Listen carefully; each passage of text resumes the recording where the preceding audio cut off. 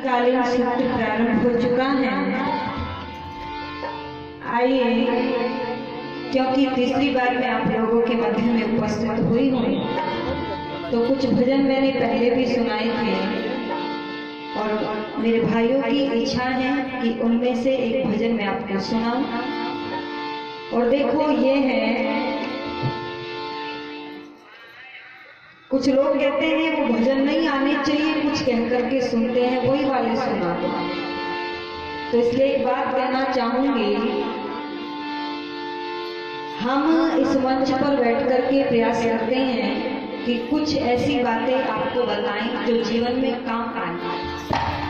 और अगर केवल मनोरंजन या कानों के स्वाद के लिए ये सत्संग आप लोग करते रहें तो फिर परिवर्तन होने वाला नहीं है।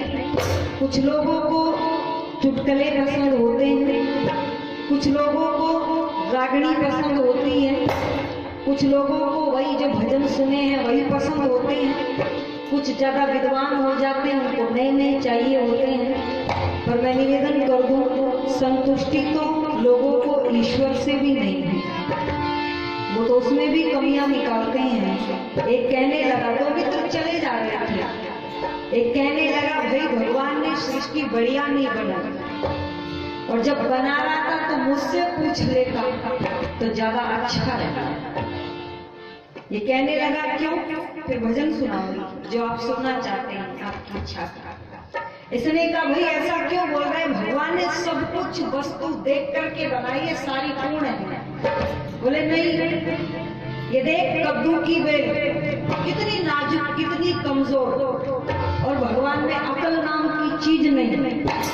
इतनी नाजुक सी बेल पर एक घड़ी का कद्दू लाद दिया, और ये आम का पेड़ कितना अच्छा मोटा तगड़ा खड़ा है, इस पर ये छोटा सा आम लटका दिया। ये कद्दू आम पर होता, इस पेड़ पर होता, और ये आम इस बेल पर होता तो अच्छा रहता। बेल पर वजन नहीं पड़ता। क्या हुआ, गर्मी का मौसम था, ये मित्र बोला, भाई आगे फिर चलेंगे, थोड़ी देर आराम कर लेते हैं। आम के पेड़ की छांव के नीचे दोनों मित्र लेट गए। दोपहरी भरी हुई थी, ठंडी ठंडी हवा जब चली तो हवा के चलने से इनको नींद आ गई। हवा का झोंका थोड़ा जोर से चला, और जो पेड़ पर आम लगा हुआ था, ये आम टूट करके उस विद्वान की नाक पर लगा। जब नाक पर आम जाकर के गिरा तो आंखें तो खुली, पर बुद्धि के दरवाजे भी खुल गए। बोला, भाई साहब, भगवान जो करता है ठीक ही किया, बस उसने। अगर आज इस आम के पेड़ पर कद्दू लटक रहा होता तो ये चोपटा बचने वाला नहीं था, उसीलिए उसने सोच समझ करके बनाया है। आइए, मैं निवेदन कर दूं, हमारे भाई महर्षि स्वामी दयानंद का एक भजन मैंने सुनाया था और आप सुनना चाहते हैं तो उसी से प्रारंभ करती हूँ। ऋषि बहु फरिश्ता था,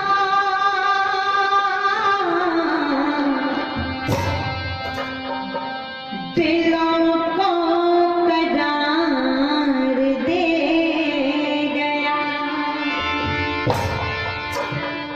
ऋषि क्या फरिश्ता था,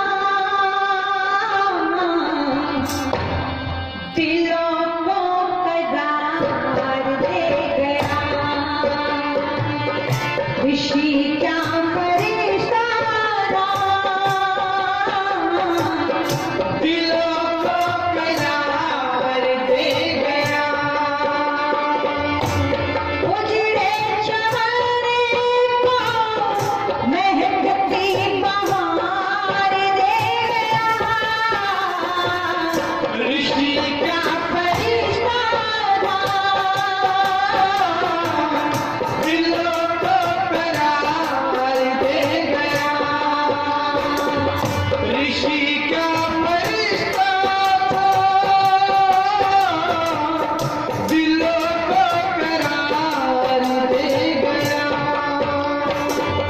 दिलों को करार दे गया।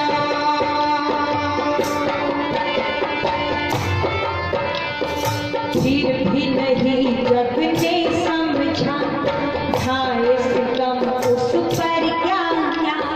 फिर भी नहीं जग ने समझा था सितम उस पर क्या क्या। रात दिन कहता रहा अपनी जुबान से कहता रहा। रात दिन कहता रहा अपनी जुबान से कहता रहा। मालिक इन नादानों पर करते रहना दया। ऋषि क्या फरिश्ता था, दिलों को करार दे गया। ऋषि का फरिश्ता था, दिलों को करार दे गया। दिलों को करार दे गया।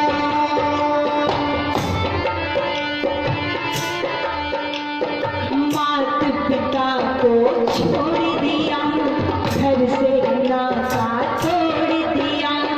मात पिता को छोड़ दिया नाता तोड़ दिया। इनकी चट्टानों पे चढ़ा लोकवाई अलखनंदा। हिम्मत चट्टानों पे चढ़ा रोक न पाई अलखनंदा। जख्म पे जख्म लगे पैरों में फिर भी बढ़ता गया। ऋषि क्या फरिश्ता था, दिलों को करार दे गया। दिलों को करार दे गया।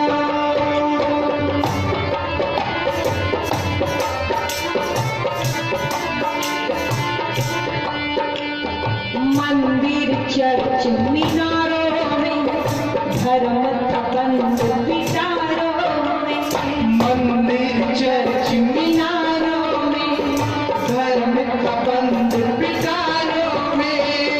सच की होली जलती थी लाल झूठ की गलती थी।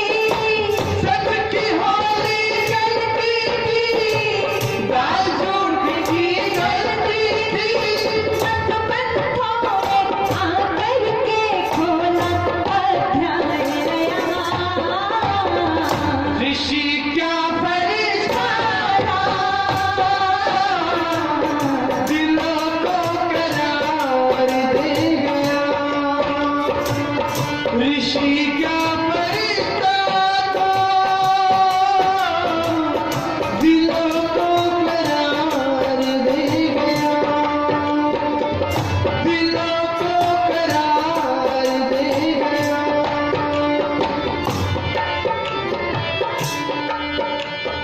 कर्मठ दीन अनाथ दुखी आने से हुए सुखी। कर्मठ दीन अनाथ दुखी आने से फिर हुए सुखी।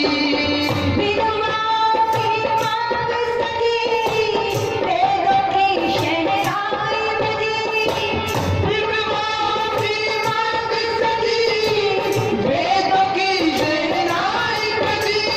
गौतम कपिल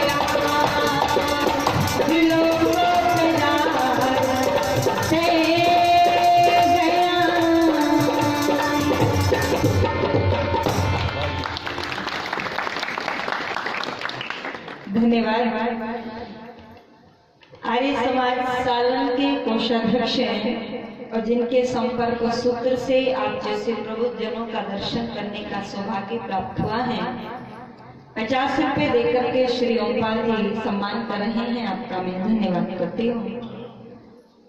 उपस्थित हुए समस्त भद्र पुरुषों, बड़े सुंदर विचार सुनने का अवसर आपको जिनके द्वारा प्राप्त होगा, श्रद्धेय आचार्य श्री धीरज जी हमारे बीच में उपस्थित हैं। बहुत ही निष्ठावान गलहेड़ी से गुरुकुल से उपस्थित श्री रणवीर जी आचार्य जी, उनके साथ में उपस्थित हमारे बाबूजी, मेरे साथ में उपस्थित हुए हैं मेरे पति श्री दीपक कुमार जी और ढोलक पर साथ दे रहे हैं सुरेंद्र जी, आर्य समाज सालन के प्रधान जी, मंत्री जी, कोषाध्यक्ष एवं समस्त पदाधिकारी वर्ग, महिला आर्य समाज की समस्त पदाधिकारी वर्ग, वंदनीय मातृशक्ति, नौजवान मेरे भाइयों और राष्ट्र की मुस्कान, छोटे छोटे प्यारे प्यारे, आप लोगों की इच्छा पर महर्षि स्वामी दयानंद को श्रद्धांजलि अर्पित करते हुए कुछ पंक्तियों को मैंने रखा है। और आइए एक छोटी सी घटना के माध्यम से मैं आज अपनी बातों को आपके बीच में रखूंगी। और सबसे पहले एक बात कह देना चाहूंगी, जो इतिहास होते हैं, क्योंकि आप लोगों की इच्छा है कि कोई ऐतिहासिक चर्चा आपके बीच में है। इतिहासों को आप जितने बार भी सुनोगे वो नए नहीं होते, क्योंकि उनके भजन भी वही होते हैं, उनकी कहानियां भी वही होती हैं। उनको नया करने के लिए हम इतिहासों को तोड़ मरोड़ नहीं सकते। तो मैं निवेदन कर दूं, इसीलिए मैंने कोई ऐतिहासिक चर्चा आपके बीच में नहीं करी, क्योंकि नए तो केवल भजन हो सकते हैं, इतिहास नए नहीं होते। पर आज आप लोगों ने कहा कोई ऐतिहासिक चर्चा हो तो सुना देंगे, कोई बात नहीं। और मैं निवेदन कर दूं आपके बीच में, भारत की नारियों का इतिहास में आपके सम्मुख रखूं, लेकिन उससे पहले एक छोटी सी चर्चा करने का प्रयास करूं। महर्षि स्वामी दयानंद ने सत्यार्थ प्रकाश में एक घटना का वर्णन किया है। और ऋषि लिखते हैं सत्यार्थ प्रकाश के अंदर जो स्वाध्याय करते हैं, जब मैं ये घटना बताऊंगी तो उनको याद आ जाएगा। और जिन्होंने सत्यार्थ प्रकाश नहीं पढ़ा वो घटना सुन लेंगे, वो भी पता चलेगा। कहते हैं कि एक चोर रहता था किसी जगह पर। राजा को जब पता चला, चोर को बंदी बनाया गया। शांति के साथ लिखेंगे, धन के बिना काम नहीं चलता, लेकिन भजन भी तो सुन लेने चाहिए। दोनों काम हो जाए तो बढ़िया रहेगा। मैं निवेदन कर रही थी आपके बीच में, राजा ने जब चोर को बंदी बनाया तो उसे दंड दिया। और दंड क्या मिला कि इस चोर की नाक काटा। जब चोर की नाक कटी तो चोर रोया नहीं, डरा नहीं, भयभीत नहीं हुआ, बल्कि नाक कटने के तुरंत बाद उछल उछल करके नाचने लगा। लोगों ने सोचा शायद पागल हो गया होगा, पर जब उसकी खुशी का ठिकाना देखा, वो नाच रहा है, कूद रहा है, हंस हंस करके नाच रहा है, तो लोगों ने पूछा भाई साहब ऐसा क्या हो गया, नाक कटने के बाद क्यों नाच रहे हो? तो चोर ने कहा, ओ मैं तो अंधेरे में था, मुझे तो साक्षात चतुर्भुजी नारायण भगवान के दर्शन हो रहे हैं, ये तो नाक बीच में आ रही थी। नाक कटी तो तब पता चला कि भगवान दिखाई दे रहे हैं। लोगों ने कहा ऐसे थोड़ा ही होता है। तो नक कटा चोर बोला तुम भी कटवा के देख लो, पता चल जाएगा होता है या नहीं होता है। ये लोग बोले हमें क्यों नहीं दिखता? भगवान बोले यही तो कमी है, ये नाक बीच में आ रही है, इसको हटाओ और साक्षात नारायण भगवान के दर्शन पाओ। अब भगवान को तो सब देखना चाहते हैं, आज भी देखना चाहते हैं, उस समय भी देखना चाहते हैं। लोग तैयार हो गए एक व्यक्ति की नाक कटी, पर भगवान कहाँ दिखने वाले थे। इस चोर ने इसके नाक, इसके कान में कासून, नाक कट गई, दोबारा लगेगी नहीं, और बिना नाक के आदमी सुंदर नहीं लगता।